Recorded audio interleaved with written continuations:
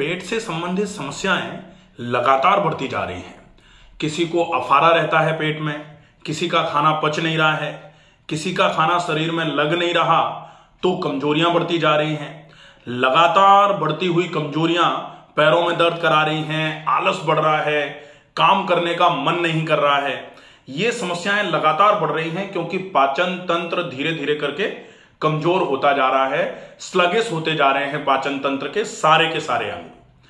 कैसे इस पाचन तंत्र की कमजोरी जो बढ़ती जा रही है उसको रोका जाए और कैसे पाचन तंत्र को दोबारा से मजबूत किया जाए, आज हम बात करेंगे सिर्फ एक ऐसे विषय पर जिसका अगर हमने पूरे तरीके से फॉलोअप कर लिया, और ये घरेलू है, बिल्कुल आपको कहीं जाने की आवश्यकता नहीं है, आपको कुछ खाने की आवश्यकता नहीं है दवाइयों में, सिर्फ परिवर्तन करना है आपकी अपनी जीवन शैली में। और वो सिर्फ एक परिवर्तन आपके पाचन की समस्याओं को जड़ से खत्म करवाने का काम करेगा। अगर नियमित उस एक नियम का पालन कम से कम 3 महीने तक करना होता है, 3 महीने में अगर आपको ऐसा लगे कि भाई नहीं आराम हो रहा हमको, तो ठीक है, आप अगर आपको लगे तो आप छोड़ देना, लेकिन 3 महीने तक धैर्य रख करके यदि वो फॉलोअप किया तो निश्चित ही पाचन का तंत्र आपका इतना मजबूत हो जाएगा कि आप जो भी खा रहे हैं वो पूरे तरीके से पचना शुरू हो जाएगा। और जैसे ही खाया हुआ शरीर में पचना चालू होगा, पाचन तंत्र उसको पचाना चालू करेगा, तो फिर वो शरीर में लगना चालू होगा। शरीर की सारी कमजोरियां धीरे धीरे करके नॉर्मल होना चालू हो जाएंगी। जहां तहां दर्द रह रहा है, थोड़ा काम कर लिया थकान लग रही है, थोड़ा सा बाहर जाके आ गए पड़ गए एकदम से, ये सारी समस्याएं निश्चित ही बढ़ते हुए पाचन तंत्र की कमजोरी का एक परिणाम है। कैसे पाचन तंत्र की कमजोरी को दूर किया जाए, कैसे आप पाचन तंत्र को मजबूत बनाएं, इसके लिए एक नियम, आप वीडियो को अच्छे तरीके से समझ लीजिए। जो कहा जा रहा है उसको बिना समझे, जैसे सामान्य तौर पर मैंने एक अभी वीडियो बनाया है, आप उसको देखेंगे कि खाने को चबा के खाने का क्या फायदा है। वो जो साधिका हमारे यहां ट्रीटमेंट लेने के लिए आई, उन्होंने सिर्फ केवल खाने को अच्छे तरीके से चबाने पर फोकस किया।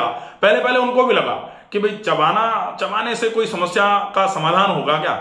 बड़े बड़े हॉस्पिटल्स में जाए आए, बड़े बड़े डॉक्टर्स को दिखा लिया, खूब सारी दवाइयां खा ली, महंगी दवाइयां खा ली। तो बड़े डॉक्टर्स, महंगी दवाइयां, बड़े हॉस्पिटल्स, लेकिन कहा जाता है ना कि जहां काम आवे सुई वहां क्या करे तलवार, जहां काम ही सुई का है तलवार से होगा क्या। और निश्चित ही पाचन तंत्र की बढ़ती हुई जो समस्याएं हैं वो केवल सुई के काम की चीज है, सुई ही काम आ सकती है। और वो सुई क्या है? वो सुई है खाने को चबाकर खाना।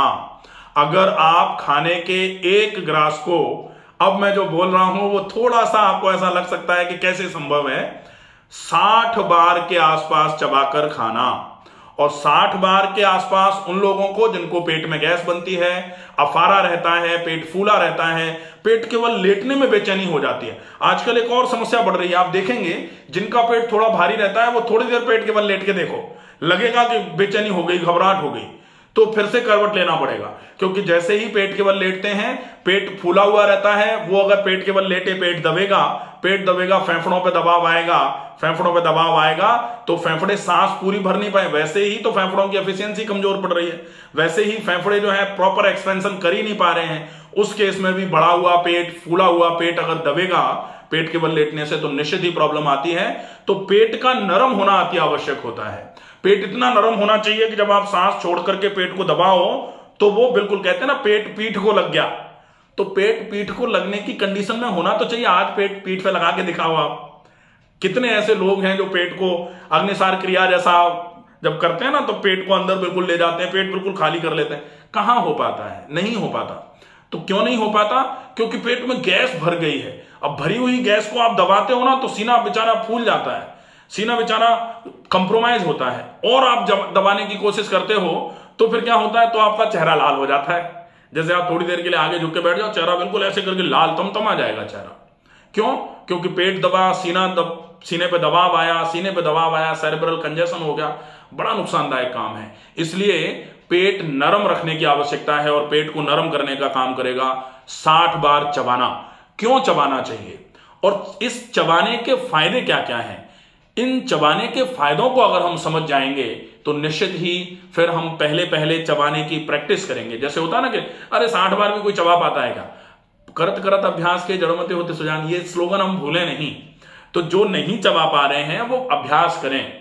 आज नहीं चबा पा रहे हैं तो कल चबाना हो जाएगा, परसों हो जाएगा, महीने बर्बाद हो जाएगा, लेकिन शुरुआत करेंगे तो अंत तक पहुंचेंगे ना। शुरुआत ही नहीं करें, हम चले ही नहीं तो मंजिल कहां मिलेगी, नहीं मिल पाएगी। ठीक है, क्या क्या फायदे होते हैं। पहला फायदा, आप जब एक कौर को ज्यादा बार चबाते हो तो वो कौर बिल्कुल दांतों के बीच में पिस पिस करके महीन हो जाता है। महीन हो जाता है तो वो महीन होकर के आमाशय में पहुंचेगा, आमाशय अपना काम आराम से कर पाएगा। बेचारा कौर आपने बिना दांतों के बीच में चबाए हुए यहां पहुंचा दिया। अब दांत का काम दांत नहीं कर रहे, अब दांत का काम फिर पेट को करना पड़ता है। अब पेट दांत का काम करेगा कैसे, संभव ही नहीं है। ठीक है, तो फिर क्या होगा, आपने पहला काम दांतों से खूब चबा करके बिल्कुल पेस्ट बना दिया खाने को, पहला काम। दूसरा, जब आप दांतों से चबा चबा करके जिस समय पेस्ट बना रहे होते हैं खाने को, उस समय आपका यह हिस्सा भी चल रहा होता है जो जहां पर लार की ग्रंथियां होती हैं, ग्रुप ऑफ सलेवरी ग्लैंड्स जो हैं वो होती हैं। जब मुंह बार बार चलता है तो वो ग्लैंड्स भी एक्टिव होना चालू हो जाती हैं। वो इन ग्लैंड्स का व्यायाम है। आप इन ग्लैंड्स का व्यायाम कब करते हो, फिर कोई टहलना या फिर जो आप ऐसा करो कि ग्लैंड्स को निकाल लो, लाओ इनका व्यायाम अलग से करवा के लाते हैं, ऐसा तो होता नहीं है। तो क्या करोगे आप इन ग्लैंड्स का व्यायाम करते हो अच्छे तरीके से। ठीक है, तो ये पहला काम, ग्लैंड्स का व्यायाम। दूसरा काम, ग्लैंड्स जब एक्टिव होती हैं तो उनका काम है सलाइवा का सिक्रेशन, लार का सिक्रेशन, लार को बना करके निकालना। तो वो लार की अमाउंट जो है वो बढ़ाना चालू कर देगा और जब पिसे हुए खाने में लार मिलेगी तो अच्छे तरीके से वो पेस्ट फॉर्म में कन्वर्ट हो जाएगा, बोलस बन जाएगा। तो आप उसको निगलने में बहुत आसानी से निगल पाओगे और बहुत आसानी से वो खाना आहार नाल से होते हुए आमाशय की तरफ चलना चालू कर देगा। दो फायदे हो गए। तीसरा फायदा, जितना ज्यादा चबाकर खाएंगे उतना दांत और मसूड़े मजबूत रहेंगे। दांत और मसूड़े जितने मजबूत रहेंगे, लंबे समय तक आप चबा के खाने के योग्य बने रहेंगे।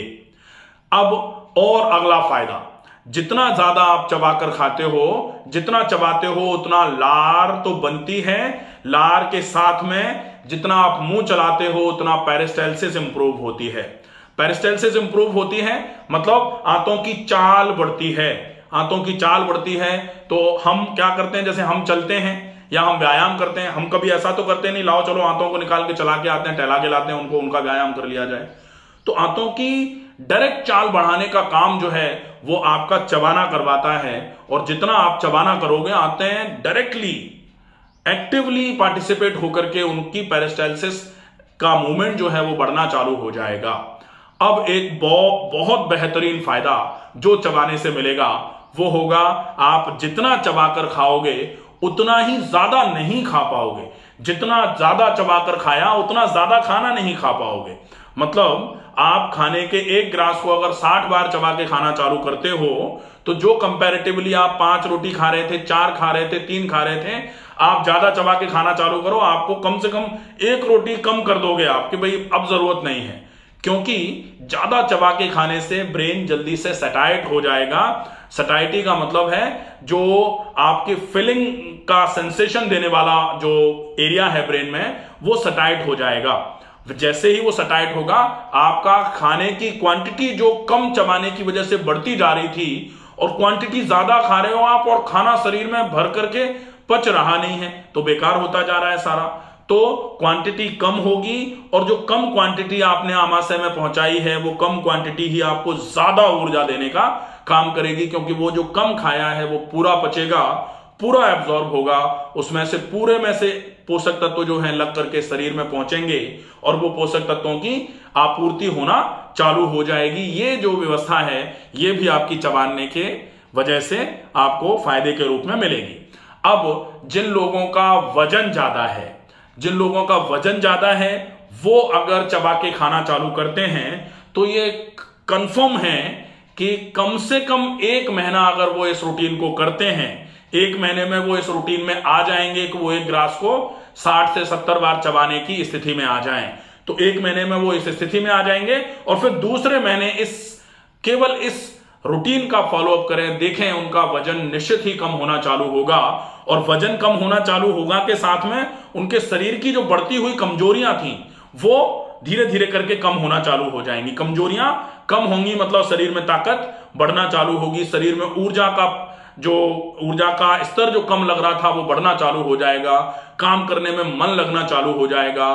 कहा जाता है पेट जितना भारी रहता है उतना ही दिमाग भारी हो जाता है, दिमाग भारी होता है तो आपका मन बिल्कुल अस्थिर हो जाता है, ना तो किसी काम में मन लगेगा, पूरे दिन चिड़चिड़ाहट रहेगी। ये सारी समस्याएं आपकी बिल्कुल धीरे धीरे करके कम होना चालू होंगी केवल चबाने से। यहां क्या बात आई, चबाना, खाने को पिए अगर कर देते हैं तो इतने फायदे मिलेंगे। अब दूसरी बारी आती है पानी को खाएं। पानी को खाएं का मतलब होता है कि पूरे दिन का जो पानी दिन भर में जो आप पीते हैं उस पानी को आप कम से कम धीरे धीरे करके चाय की तरह सिप कर करके पीजिए। बाकी जो सवेरे का पानी आप पीते हैं जिसको ऊषा पान बोला जाता है उसको आप जल्दी जल्दी पी लीजिए। तो पानी का वीडियो एक सेपरेट वीडियो बना देंगे जिसमें पानी आपको कब कैसा पीना है, कितना पीना है, कैसे पीना है, सारा का सारा पूरा का पूरा डिटेल उसमें बता दिया जाएगा। आशा है ये खाने को पिए वाला जो टॉपिक है, ये जो भी कंफ्यूजन इसमें थे वो आपके दूर हुए होंगे और आप अगर चबाकर खाना चालू करेंगे तो लगभग ऑलमोस्ट सारे के सारे ही पाचन तंत्रों में, पाचन तंत्र की जो बीमारियां हैं उनमें आपको बहुत अच्छा लाभ मिलना चालू हो जाएगा। ज्यादा से ज्यादा इस वीडियो को शेयर करिए। स्वस्थ रहिए, सुरक्षित रहिए। धन्यवाद।